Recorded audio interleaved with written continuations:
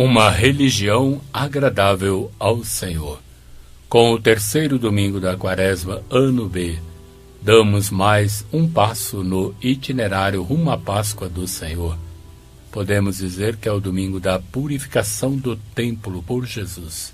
A passagem da primeira leitura, livro do Êxodo, capítulo 20, versículos 1 ao 17, nos apresenta o Decálogo, que são como balizas para a nossa vida, nossa conduta e atitudes em relação a Deus e ao próximo. A aliança do povo com Deus implica em obrigações fundamentais diante dele, e elas são sintetizadas nos 10 mandamentos.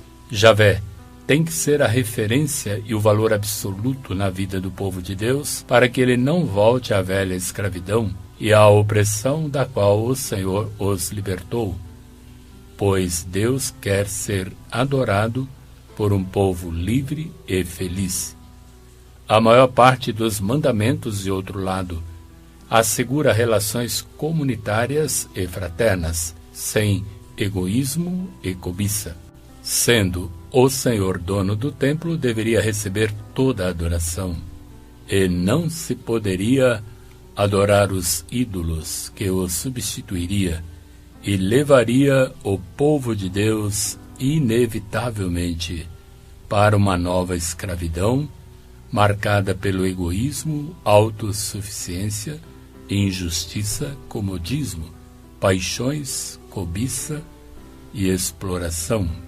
Curvar-se-ia diante de outros deuses, dinheiro, poder, afetos humanos, realização profissional, reconhecimento social, interesses egoístas, valores da moda e ideologias que se contrapõem à lei do Senhor. Na passagem da segunda leitura, primeira carta do apóstolo Paulo aos Coríntios, capítulo 1, versículos 22 ao 25, refletimos sobre a lógica da cruz de nosso Senhor, que é o dom da vida. O apóstolo Paulo se dirige a uma comunidade viva e fervorosa, mas com o eminente perigo de viver uma moral dissoluta, contrária ao Evangelho de nosso Senhor Jesus. Insiste para que a comunidade cresça na fidelidade e no testemunho do ressuscitado, vivendo a loucura da cruz, pois nela se manifesta o poder salvador de Deus, sobretudo porque o caminho do cristão é a adesão ao Cristo crucificado e ressuscitado, o Cristo do amor e do dom da própria vida.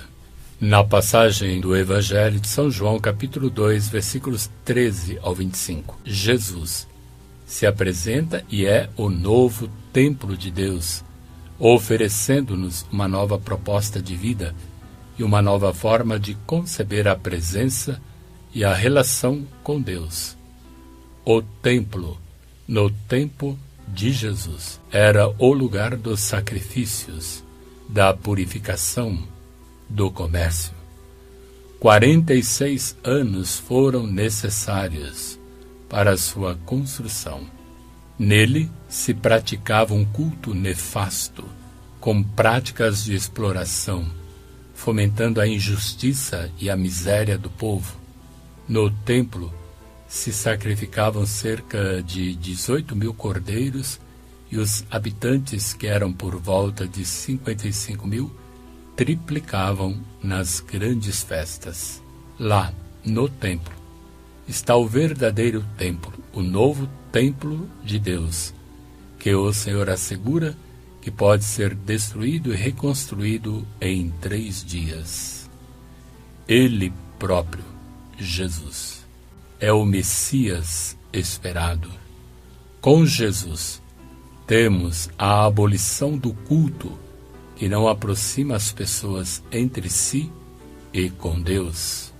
A reconstrução do templo em 3 dias anuncia a morte e ressurreição de Jesus.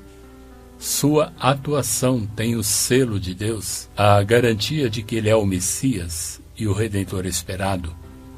Com a purificação do templo, Deus passa a ser encontrado no outro, no qual ele fez morada e se identificou.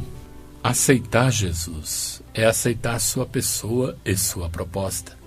Cristãos, portanto, são aqueles que aderiram ao Senhor, comeram sua carne, beberam seu sangue e se identificaram com ele para sempre.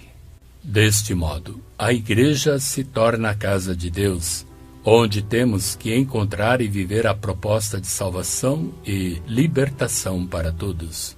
Nossos cultos, sacrifícios celebrados, devem reverter em vida para todos, como um alegre sinal do reino. Quando comungamos, Jesus nos enche com a sua presença e nos tornamos presença dele junto aos nossos irmãos. Reflitamos. De que modo a nossa comunidade torna presente a boa nova de Jesus no mundo? Qual é a relação que existe entre o que celebramos e o que vivemos? Percebemos a presença de Jesus em nosso próximo? Ajudamos a edificar a igreja, que somos membros, ou apenas cobramos e nada fazemos? Ajudamos a igreja a ser sinal do Cristo ressuscitado no mundo? Quais os compromissos que se renovam ao participarmos do banquete da Eucaristia? Oremos. Ó Deus, tendo recebido o penhor do vosso mistério celeste, e saciados na terra com o pão do céu, nós vos pedimos a graça de manifestar em nossa vida o que o sacramento realizou em nós. Por Cristo nosso Senhor. Amém. Uma religião agradável ao Senhor.